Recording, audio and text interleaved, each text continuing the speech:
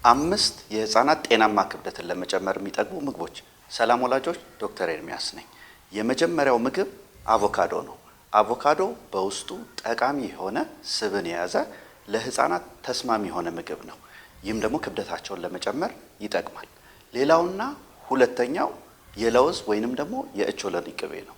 በውስጡ ወሳኝ የሆኑ ፕሮቲኖችን የያዘ ከተለያየ ምግቦች ጋር ተቀላቅሎ መሰጠት የሚችል ነው። ይህም ደግሞ የህፃናት ክብደትን ለመጨመር ያግዛል። ሌላውና ሶስተኛው ቅባቱ ያልወጣለት እርጎ ነው።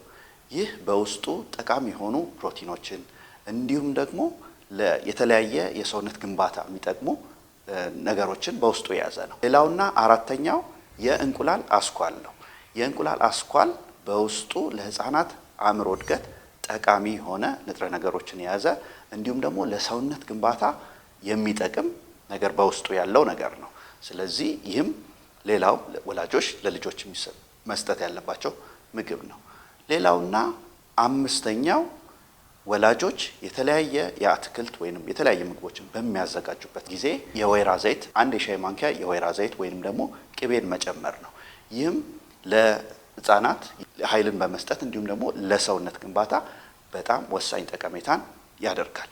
ስለዚህ ወላጆች እነዚህን አምስት ምግቦች ለህፃናት በመስጠት ጤናማ የሆነ የክብደት መጨመር እንዲኖራቸው ማገዝ ይችላሉ።